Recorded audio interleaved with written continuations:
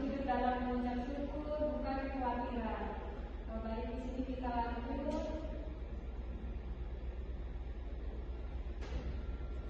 Kekhawatiran adalah tanda kurangnya kepercayaan.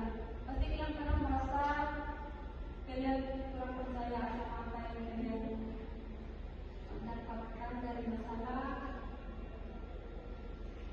atau kalian khawatir menghadapi masalah. Pasti kalian pernah misalnya kita lebih fokus pada masalah daripada Tuhan. Kita lebih percaya lebih dekat daripada iman. Karena itu firman Tuhan mengingatkan hidup adalah percaya seharusnya berbeda.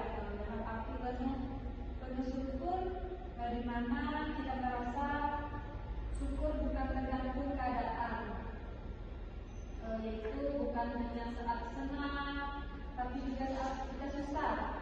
Syukur adalah sikap hati kita dalam situasi. Dari sini kita lanjut lagi.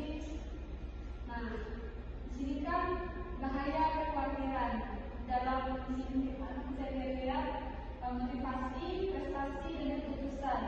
Dia merasa gelisah, merasa tidak percaya diri, capek. Bersyukur adalah melakukan iman, mengakui Tuhan terbaik, percaya Tuhan bisa bekerja.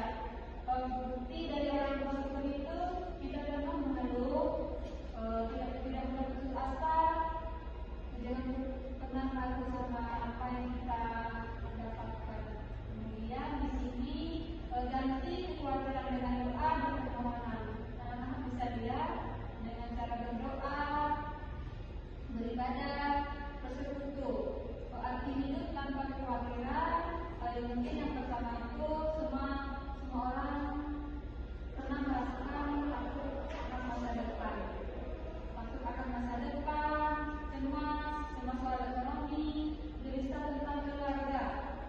Nah, di sini janji dan panggilan untuk kita bisa meluangkan waktu kita dengan berdoa, mengucap syukur, damai sejahtera.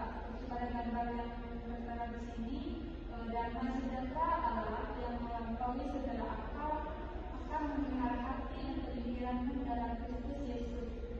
Kita dapat dalam Filipi 4 ayat 7 menyatakan damai sejahtera Allah itu, di mana firman Tuhan berkata jangan hidup disukai kekhawatiran.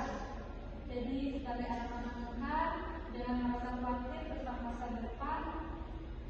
Selagi kita masih bersama Tuhan, kita bisa merasakan syukur itu di setiap saat. Seperti di sini, masa depan adalah milik mereka yang menyiapkan hari ini.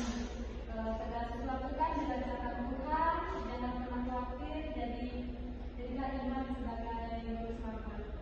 Kekhawatiran tidak menyelesaikan masalah. Misalnya kan tidak menambah solusi, justru menambah iman.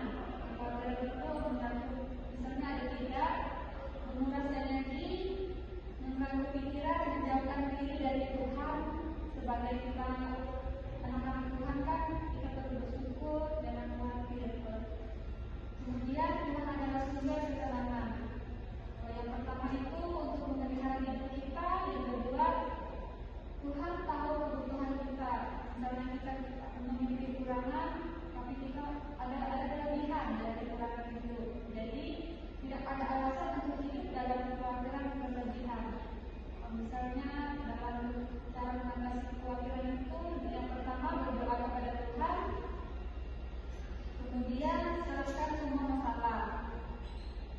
Misalnya kita memiliki masalah, kita harus berdoa kepada Tuhan, datang kepada Tuhan dengan beribadah, dan kita bersyukur. Kemudian jangan mendendam sendiri. Misalkan kita bisa berdoa dalam ayat yang tertera itu dalam Filipi 4 ayat itu, dan sejahtera Allah yang melampaui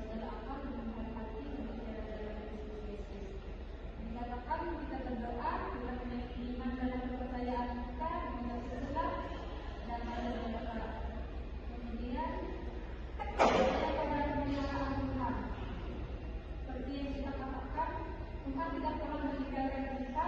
Tuhan tahu apa yang terbaik. Fokus pada hari ini dan seterusnya. Misalnya, jangan terlalu takut pada masa depan kita dan hidup hari demi hari. Seperti yang dikatakan janji dan panggilan untuk bertindak. Dalam doa, banyak hal yang kita mengalami tentang kekhawatiran itu, dan kita bersyukur dalam sesuatu hal yang kita hadapi. Kemudian kan, dampak hidup bersyukur dan tanpa khawatir itu yang pertama, hati menjadi damai. Tidak mudah gelisah, terus lebih tenang menghadapi masalah. Jadi kita jangan perlu khawatir suatu saat kan yang datang pasti yang terbaik atau mungkin bisa terkabul. Kemudian kan iman semakin kuat. Misalkan kita lebih percaya kepada Tuhan, dan kita melihat hidup lebih positif. Kita mengeluh dan bercita-cita menjadi kesaksian bagi orang Kristen maupun kita orang lain. Yang pertama itu orang lain melihat iman kita, hidup kita menjadi dekat kepada Tuhan dan dekat kepada sesama kita.